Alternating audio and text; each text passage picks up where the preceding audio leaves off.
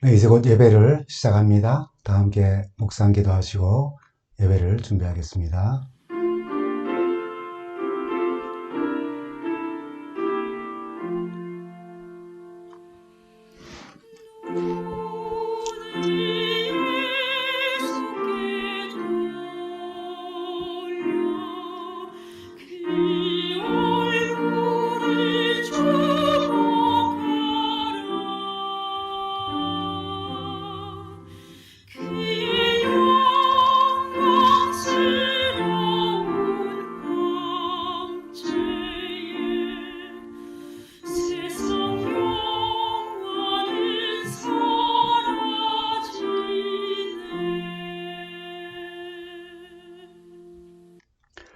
성도 여러분, 한 주간 잘 지내셨습니까? 오늘 여러 가지 상황 때문에 또 교회에서 예배 드릴 수 없고 각 가정에서 또는 직장에서 또는 병원에서 주의 말씀 사모하며 말씀으로 함께하는 여러분 모두에게 하나님의 평안과 축복이 함께 하시기를 바랍니다. 오늘 저희가 함께 나눌 말씀은 비록 2월달이지만은 우리 교회의 재직들과 모든 성도님들이 하나님 앞에 헌신을 드리는 그런 예배를 드립니다. 그래서 그리스도인은 기쁨을 주는 사람들입니다 라고 하는 제목으로 말씀을 드립니다. 지난 12월 8일 이런 기사가 났었습니다. 한국의 양산 부산대학 병원의 한 간호사의 감동적인 기사입니다. 소아집중치료실에서 만 3세 어린 화나가 며칠을 금식하고 이제 치료를 받은 후에 식사가 가능해지자 회복이 되면서 이제 주변의 사람들이 또는 간호사들이 뭐가 제일 먹고 싶으냐고 이제 묻게 되었습니다. 그때 그는 이렇게 말했죠. 딸기 고래밥이 제일 먹고 싶어요 라고요. 간호사가 알아보니까 2년 전에 이미 한정 제품으로 출시되었기에 현재는 구할 길이 없었습니다. 최 간호사는 이 사실 오리온 회사 홈페이지에 글로 남겼어요. 아마 글을 본 오리온 회사도 굉장히 난처했을 겁니다. 더 이상 생산을 하지 않고 중단한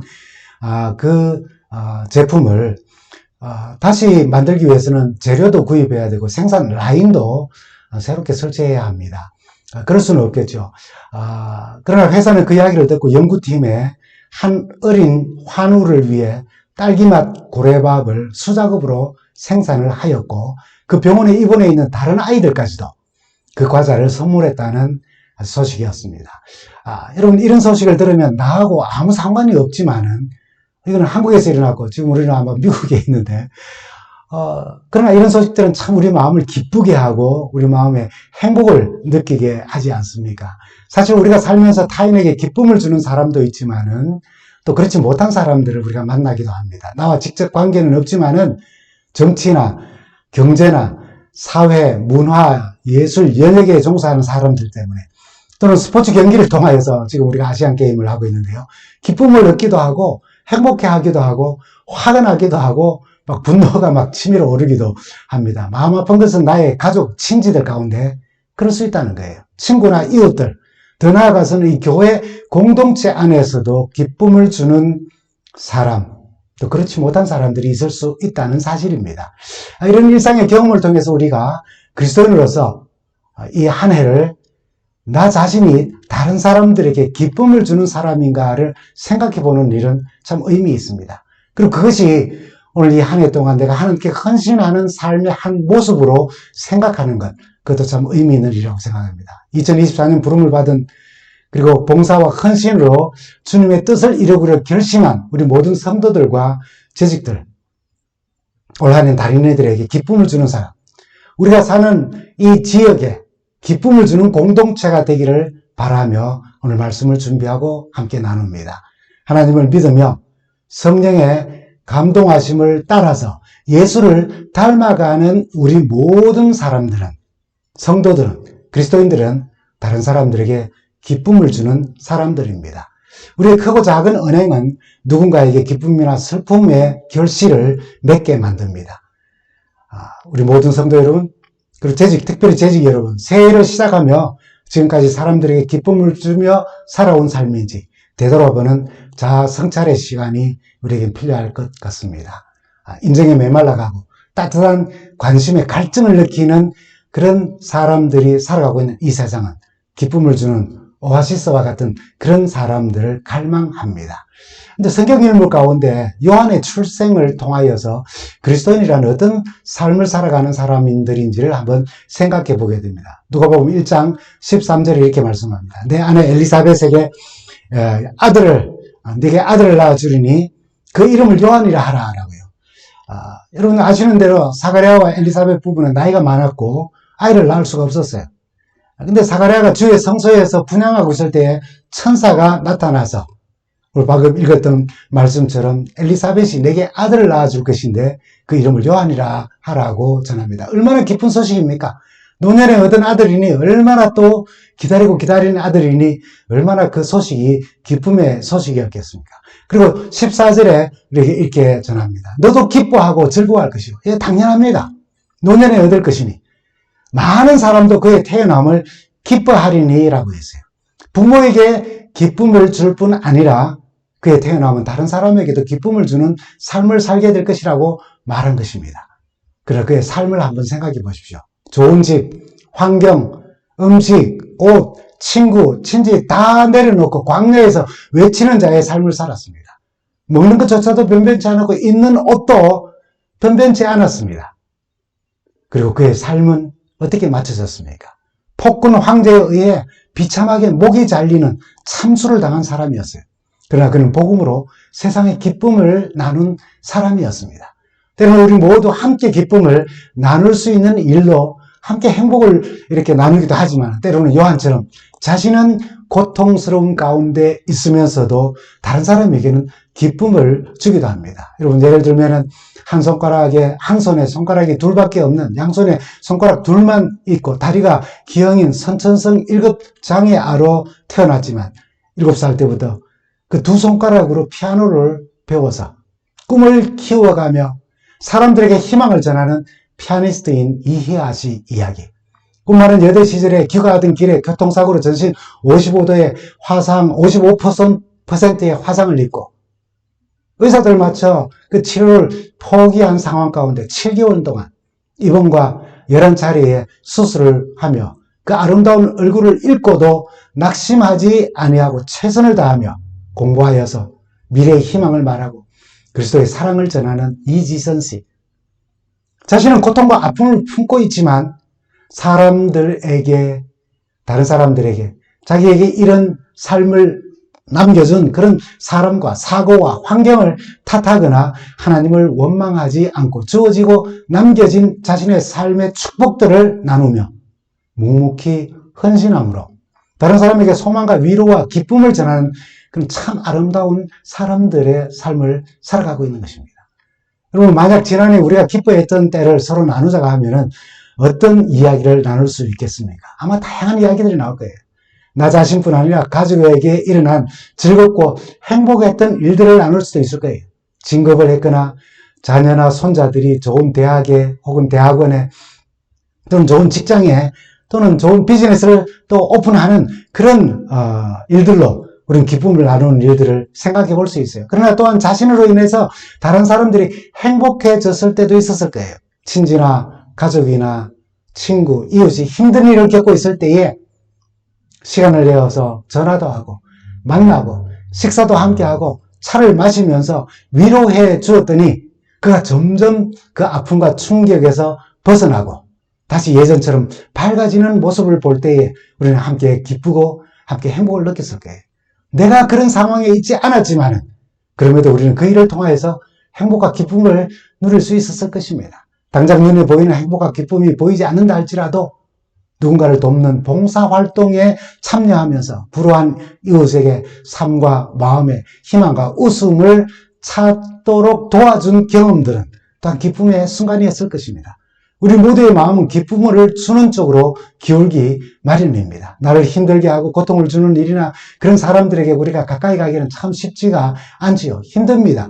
그러나 기쁨과 행복을 주는 일이나 사람들에게는 우리가 가까이 가고 기꺼이 그 일을 하고 싶어 합니다. 그리스도인은 어떤 사람입니까? 요한처럼 세상에 기쁨을 주는 사람이에요. 내게는 비록 그런 기쁨이 없다 할지라도 세상 사람들이 눈에 볼 때 말입니다. 그러면 우리가 그리스도인으로서 이웃과 세상에 나누는 기쁨은 어디에서 오는 것일까요? 기쁨의 근원이신 마르지 않는 샘과 같은 그리스도인의 기쁨의 근원은 하나님께 있습니다. 예수 그리스도에게 있습니다. 그리고 그리스도인들은 누군가에게 기쁨을 줄 수 있는 이유는 바로 그 정말 마르지 않는 샘처럼 기쁨의 근원이 되시는 하나님으로부터, 예수님으로부터, 그리고 그분들이 우리에게 허락하신 복음을 통하여서, 그리고 값없이 주어진 구원을 통하여서 우리는 그 기쁨을 누리고 그 기쁨을 나누는 것입니다. 먼저 스바냐 3장 17절에 있는 말씀을 함께 보십시다. 너희 하나님 여호와가 너희 가운데 계시니 그는 구원을 베푸실 전능자시라. 그가 너로 말미암아 기쁨을 이기지 못하시며 너를 잠잠히 사랑하시며 너로 말미암아 즐거이 부르며 기뻐하시리라 라고요. 하나님은 기쁨이 넘치시는 분이십니다. 죄인인 우리로 인하여서 너무 기뻐하셔서 그로 인하여 즐겁게 콧노래를 부르시는 분이시라는 것입니다. 기쁨이 넘치는 하나님. 이 사실이 우리 마음에 아주 깊이 와닿지 않습니까? 기쁨이 없는 하나님, 행복하지 않는 하나님, 우리 때문에 화나신 하나님, 상상이 안 되지 않아요. 그런 하나님께 우리가 가까이 갈 수가 있습니까? 만약 하나님에게 기쁨이 없다면 하나님께 가까이 나가는 것은 아주 부담이 될 거예요. 심판하시고 정죄하시고 멸망하시며 화내시고 그렇게 하시는 하나님이시라면, 그렇게 하시는 신이라면 누가 그런 신에게, 그런 하나님께 가까이 나갈 수 있겠습니까? 탕자를 기다리는 아버지, 이런 양을 찾기까지 찾으시며 이런 은전을 찾아서 찾기까지 쓸고 닦으시는 예수님이시기에 우리는 어떤 상황에서도 우리의 마음을 돌이켜 하나님께로, 예수님께로 향할 수 있는 것입니다. 기쁨이 없는 사람과 같이 지내는 것은 스트레스 받는 일입니다. 반면에 기쁨이 넘치는 사람과 함께 시간을 보내고 식사를 하고 차를 마시면은 정말 큰 힘이 됩니다. 기쁨의 사람과 함께 하는 것 자체가 기쁨이 되기 때문이죠. 요한복음 15장 11절에는 우리에게 이렇게 말합니다. 내가 이것을 너에게 이르면 내 기쁨이 너희 안에 있어 너희 기쁨을 충만케 하려 함이라. 너무나도 잘 알고 있는 말씀이죠. 예수님은 마음에 기쁨이 있고 그것이 흘러 넘치고 이 기쁨이 우리에게 나누어져서 이 기쁨이 우리 마음속에 충만키를 원한다 하셨습니다. 어떤 일에 있어서 기쁜 게 아니라 예수님 안에 기쁨이 충만하게 있다는 거예요. 죄인을 구원하시기 위하여 십자가를 지시면서도 그 고통 가운데서도 주님은 기뻐하고 즐거워하셨습니다. 여러분 잘 아시는 히브리서 12장 2절에 있는 말씀을 보십시오. 믿음의 주여 또 온전케 하시는 예수를 바라보자. 그는 그 앞에 있는 기쁨을 위하여 십자가를 참으사 부끄러움을 개의치 아니하시니 마음에 두지 아니하시더니 하나님 보좌 우편에 앉으셨느니라 라고요.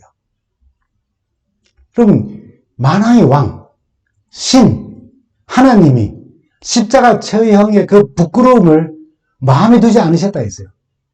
개의치 않으셨다고 하셨습니다. 얼마나 수치스러운 죽음인지 생각지 아니하시고 우리를 구원하시는 그 큰 기쁨 때문에 즐거이 기쁨으로 십자가를 참으셨다 하셨습니다. 그래서 예수님을 만나고 예수님과 함께 동행하며 그분이 원하시는 일을 하게 될 때에 거기에서 예수께서 우리에게 나누어주시는 기쁨의 역사가 우리 삶 속에 예수와 함께함으로 일어나는 것입니다. 우리는 기쁜 사람을 만나야 기쁘고 기쁜 일이 생겨야 기뻐하는 조건적인 사람입니다. 그러나 하나님은 당신의 본성 안에 기쁨이 있으셔요. 이것이 참 기가 막힌 것 아닙니까? 그래서 우리가 그 기쁨을 값없이 주시는 구원을 통하여서 누리기를 하나님은 원하시고 그래서 주님은 십자가를 기꺼이 지신 것입니다. 물론 성경에는 하나님의 탄식도 있고 진노도 있고 슬픔도 있고 애통함도 나옵니다. 그런데 그 하나님의 슬픔과 진노와 그 너머에는 기쁨이 항상 있으셨어요. 분명한 것은 하나님께서 기쁨의 하나님이 아니라면 예수 그리스도는 우리의 행복의 시작이 될 수가 없다는 거예요. 복음이 우리를 행복하게 할 수도 없는 것입니다. 하나님께서 기쁨이 넘치고 행복한 하나님이시기에 우리가 하나님을 믿고 또 영원한 하나님의 나라에 우리가 소망을 두며 이 세상을 살아가는 것입니다. 이 말씀을 받은 초대교인들은 어떤 감정으로 신앙생활을 하였습니까? 사도행전 2장 28절에 이렇게 말하죠. 주께서 생명의 길로 내게 보이셨으니 주의 앞에서 나로 기쁨이 충만케 하시리로다. 이렇게 주님께서 생명의 길을 보여주심을 감사와 기쁨으로 생활하였어요. 그래서 사도행전 2장 46절에는 날마다 마음을 같이하여 성전에 모이기를 힘쓰고 집에서 떡을 떼며 기쁨과 순전한 마음으로 음식을 먹었다고 했어요. 이뿐만 아닙니다. 자신들이 누리는 생명의 길과 복음을 나눈 그 성읍들, 다른 사람들에 대하여서도 사도행전 8장 7절에서 8절에는 이렇게 말합니다. 많은 사람에게 붙었던 더러운 귀신들이 크게 소리지르며 나가고 또 많은 중풍병자와 못 끊는 사람이 나음에 그 성에 큰 기쁨이 있더라. 그 성에 큰 기쁨이 있더라. 이렇게 기쁨을 나눈 제자들의 삶에 대하여서 사도행전 13장 52절에는 제자들은 기쁨과 성령이 충만하니라 라고 그렇게 하였습니다. 그럼 제자들이 주님의 십자가 사건 이후에 이제는 예수님 없이 그들 스스로 복음 전도를 행할 때에 여러분 형통하기만 하였습니까? 기쁨만 있었어요? 즐겁고 행복하기만 하였습니까? 그렇지 않습니다. 그들도 때로는 그들의 기쁨을 빼앗는 일과 사람과 사건을 만났습니다. 매를 맞고 돌에 맞으며 감옥에 갇히기도 하였어요. 피곤할 때가 왜 없었겠고 하기 싫을 때가 왜 없었겠습니까? 원하지도 바라지도 기대하지도 않는 사건들, 힘들게 하는 사람들, 그래서 나누어야 할 기쁨을 상실할 때도 있었을 것입니다. 그러나 그들은 외적인 환경, 사람, 사건들에 낙담하거나 낙심하지 않았습니다. 구약시대에 하나님의 뜻을 전하던 선지자 예레미야는 자신의 경험을 우리에게 나누며 우리가 기쁨을 잃어버리는 가장 무서운 적은 바로 우리 자신에 있다고요. 환경이나 사람이나 사건에 있는 것이 아니라 바로 나 스스로, 나 자신이 바로 가장 큰 적이라고 이렇게 말합니다. 예레미야 애가 3장 18절에 있는 말씀입니다. 스스로 이르기를 나의 힘과 여호와께 대한 내 소망이 끊어졌다 하였도다. 우리에게 기쁨을 빼앗는 가장 무서운 것은 예레미야가 경험한 것처럼 내 스스로가 하나님께 대한 소망이 끊어졌고 나는 이제 힘도 잃었고 나는 이제는 이걸 할 수 없다라고 그렇게 낙담하는 것이 가장 큰 원수이며 적이라고 이야기하는 것입니다. 예레미야는 내 고초, 재난, 쑥, 담즙, 이 쓰디쓴 경험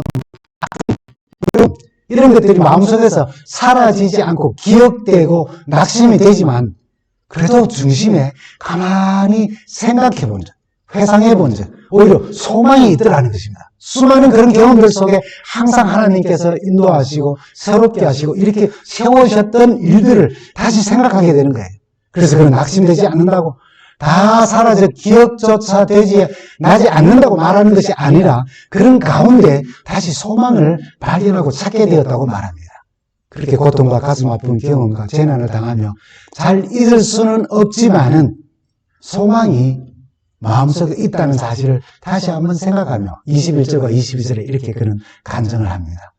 이것을 내가 내 마음에 담아두었더니 속으로 곰곰이 생각하였더니 그것이 오히려 나의 소망이 되었다고요.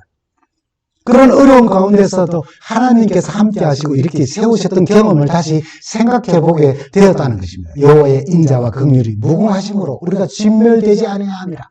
얼마나 많은 사건들 속에 그들은 진멸되어 마땅한 일들을 경험하였습니까? 그러나 그 담즙 같고 쑥 같고 그 쓰라리고 아픈 경험 속에서 하나님께서 그들을 일으키시고 다시 새롭게 하시고 생명 주시고 다시 살게 하신 그 소망을 다시 생각하며 비록 하나님께서 벌을 내리기도 하시지만은 33절의 말씀처럼 예레미야가 3장 33절 말씀처럼 이런 모든 것들은 하나님의 본심이 아니라고 그분의 자비와 긍휼은 무궁무진한데 돌이킴을 위하여 그걸 잠시 허락하신 것이라고 이야기하며 우리가 아무리 그 일로 인해서 낙담된다 할지라도 생명의 길은 막힘이 없으며 그로 인해 우리에게 허락된 기쁨은 그 생수의 갈함이 사라지지 않는 것처럼 우리 또한 하나님으로부터 기쁨과 행복을 무궁무진하게 받을 수 있다는 사실을 이야기하며 23절에는 우리에게 이렇게 간증합니다. 이것이 아침마다 새로우니 주의 성실이 크도소이다. 우리는 매일 아침 일어날 때마다 하나님께서 또 내게 새롭게 허락하신 호흡을 통하여서 하루를 살아가게 되었다는 사실을 깨닫고, 예레미야 선지자는 주님께서 생명의 길을 내게 열어주시고 우리에게 허락하신 그 기쁨은 어떤 일, 어떤 흉악한 일을, 흉악한 사건들을, 흉악한 사람들을 만난다 할지라도 그것 때문에 잃어버릴 수 없다고, 아침마다 새롭게 경험한다고 간증하는 것입니다. 이 기쁨을 여러분 어디에서 우리가 나누어야 할까요? 첫째는 가정에서부터 우리는 나누어야 합니다. 마가복음 5장에는 귀신 들린 청년이 예수 그리스도로부터 고침을 받는 사건이 기록됩니다. 마가복음 5장 19절에 있는 말씀입니다. 배에 오르실 때에 귀신 들렸던 사람이 함께 있기를 간구하였으나 허락지 아니하고 그에게 이르시되 집으로 돌아가. 주께서 내게 어떻게 큰 일을 행하사 너를 불쌍히 여기신 것을 네 가족에게 알리라 하셨습니다. 그럼 주님으로 인하여 얻은 기쁨을 제일 먼저 나눌 것은 어디라는 거예요? 예, 집으로 돌아가 가족에게 알리는 거라는 거예요. 바로 가정이 무엇이? 우리 모든 성도 여러분, 우리도 24년 재직으로 부름을 받은 여러분, 우리 가정에 예수께서 열어주신 생명의 길로 인해 먼저 가정에서 기쁨을 나누고 누리는 재직들, 성도들이 되기를 간절히 바랍니다. 부모는 자식의 기쁨이 되고, 자식은 부모의 기쁨이 되고, 아내는 남편의, 남편은 아내의 기쁨이 되는 생활과 신앙으로 하나님께 영광이 되는 성도들과 또 24년 재직들이 되시기를 간절히 바랍니다. 가정에 웃음이 넘쳐나야 그 웃음이 교회로 옮겨오는 것입니다. 그런 일은 없지만 혹시 가정에 속상한 일이 있을지라도 그것이 주님께서 허락하신 생명의 길을 막는 일이 되지 않게 되기를 간절히 바랍니다. 옛날 우리 어른들이 이놈의 집구석이라고 하는 이야기 참 많이 했어요. 어릴 적에 참 많이 들었던 이야기들 아닙니까? 그러나 하나님의 사랑이, 기쁨이 넘치는 가정이 되기를 바라요. 둘째는 우리 교회의 기쁨이 되는 그런 재직들이 되기를 간절히 바랍니다. 사도행전 3장에 보면은 안전뱅이가 베드로를 통해서 주님의 이름으로 고침을 받는 장면이 나옵니다. 그가 기쁨을 주체하지 못하고 한 행동에 대해서 이렇게 묘사를 하죠. 이 3장 8절에 보면 이렇게 이야기를 합니다. 사도행전 3장 7절과 8절입니다. 오늘 손을 잡아 일으키니 발과 발목이 곧 힘을 얻고 뛰어서서 걸으며 그들과 함께 어디로 들어갔다고요? 성전으로 들어갔다고요. 거기서 걷기도 하고 뛰기도 하며 하나님을 찬송하였다고요. 그가 큰 기쁨을 주체하지 못하여서 성전으로 뛰어들어가 걷고 뛰면서 하나님을 참여하였다 그랬습니다. 주님께서 주신 기쁨을 교회에서 잘 나누는 우리 성도들이 되기를 간절히 바랍니다. 재직들이 되기를 간절히 바랍니다. 가정에서 먼저 기쁨이, 웃음이 넘치면은 교회 공동체의 그 웃음과 그 기쁨이 연결되어지는 것입니다. 여러분, 우리는 주님께서 주신 기쁨으로 인해 얼굴에는 미소가, 말씨에는 참 따뜻함이, 그리고 행동하는 봉사에는 사랑이 넘쳐나는 한 해가 되기를 간절히 바랍니다. 그렇게 하나님께 헌신하게 되기를 간절히 바랍니다. 항상 교회 공동체 안에 들어올 때에는 나를 위해 행하신 아름다운 사역을, 하나님의 사랑을, 예수 그리스도의 십자가를 기억하며 생각하며 미소와 기쁨과 따뜻한 마음으로 하나님을 찬송하는 그런 한 해가 되기를 간절히 바랍니다. 여러분, 누가복음 2장에 보면 아셀 지파 바누엘의 딸 안나라고 하는 할머니 선지자가 나옵니다. 출가한 후 7배 동안 남편과 함께 살았지만은 남편이 돌아가시고 과부된 지 84년이 됐다 그랬어요. 누가복음 2장 37절에 보면 이 사람이 성전을 떠나지 아니하고 주야에 금식하며 기도함으로 하나님을 섬겼다 그랬어요. 결혼 7년 만에 남편을 잃고 희망한 메시아를 기다리는 삶이었어요. 그렇게 홀로 84년을 성전을 섬긴 할머니를 한번 생각해 보십시오. 아마 쓰라린 자기 인생을 생각하며 웃음도 없고 기쁨도 없는 84년 성전 봉사를 하였다면 아마 성전을 찾는 사람들마다 할머니 얼굴을 보는 일이 큰 고통이었을 거예요. 혀를 차며 마음에 큰 부담을 가지고, 아니 저런 모습으로, 저런 얼굴로 저렇게 슬픔을 가지고 성전에 나오시다니 그냥 집에 계시는 게 더 나을 텐데 라고 하지 않았겠습니까? 우리 교회 공동체의 웃음과 기쁨을 나누는 재직과 성도들이 되시기를 간절히 바랍니다. 여러분, 셋째는 이웃과 지역사회에 기쁨을 주는 재직들이 되기를 간절히 바랍니다. 마태복음 5장 16절에 우리에게 이렇게 말씀합니다. 이같이 너희 빛이 사람 앞에 비치게 하여 그들로 너희 착한 행실을 보고 하늘에 계신 너희 아버지께 영광을 돌리게 하라고요. 우리가 가진 기쁨으로 인하여, 가정에서부터 시작된 기쁨으로 인하여 우리에게 나타나는 그 기쁨과 행복은 교회에서 나누어지고, 또 우리의 착한 행실이 사람들 앞에 우리의 기쁨의 삶이 행복해하는 복음으로 인하여서, 구원으로 인해서 행복한 우리의 삶이 다른 사람들 앞에 보여 그들로 하여금 하나님께 영광을 돌리도록 하는 삶을 우리가 살도록 부름을 받았습니다. 주님 주신 기쁨은 이 지역사회에 타인을 위하여 기쁨으로 헌신하고 섬기고 봉사함으로 나타나야 하는 것입니다. 사도 바울은 우리가 그리스도의 향기로 이 세상을 산다고 하였습니다. 고린도전서 10장에는 유대인이나 헬라인이나 하나님의 교회나 어디서든 그치는 자가 되지 말고 나와 같이 모든 일에 모든 사람을 기쁘게 하여 나의 유익을 구치 아니하고 많은 사람의 이익을 구하여 그들로 구원을 얻게 하라라고 하였어요. 우리의 행복한 모습, 우리의 기쁜 모습, 성경을 펴서 미래에 대하여서 예언적 어떤 공부를 하고 이런 것 앞서서 우리의 삶이 기쁨이 넘치고 행복하다면은 그것이 많은 사람들의 유익을 주게 되며 그들의 구원의 길로 인도하는 하나의 밑거름이 된다는 사실을 기억하게 되기를 간절히 바랍니다. 여러분, 우리가 무의식적에 행하는 다양한 어떤 일들도 영향을 받아요. 작고 사소한 요소들이 하나씩 둘씩 연합되면은 그것이 지금 우리가 가지고 있는 어떤 모습, 왜냐하면 그것이 생각하게 되고 행동하게 되고 계속하면은 우리의 모습을 만들어내요. 그거 잘 알지 않습니까?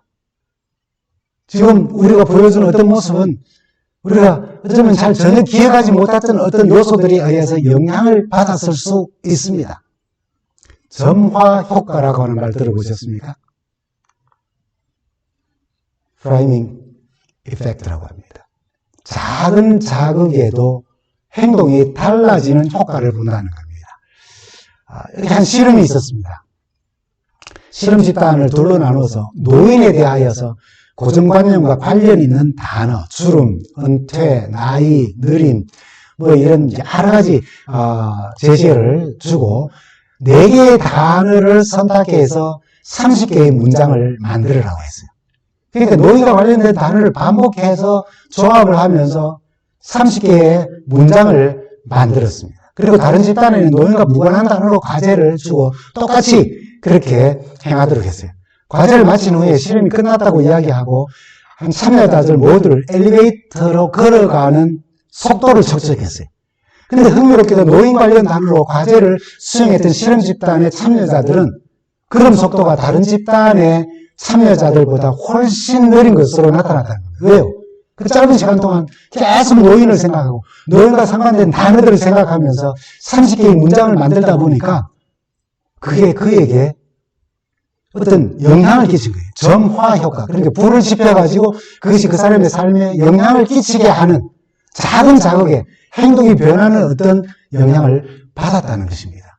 시작하며 말씀드린 한국의 한 병원에서 3살 환우를 위해 한 간호사가 이미 단종되어서 시중에 제품이 없는 딸기맛 고래밥을 먹을 수 있도록 돕고, 또 회사에서는 그 일로 인해서 단종된 제품이지만은 그 연구원들이 그 바쁜 가운데 수작업으로 딸기맛 고래밥을 만들어서 그 3살 환우에게, 그리고 그 친구들, 그 안에 있는 다른 환우들에게 다 주었다는, 나누어 주었다는 이 사실, 이 기사는 나하고 아무 상관이 없지만은 그것이 우리를 기쁘게 하고 행복하게 만들지 않았습니까?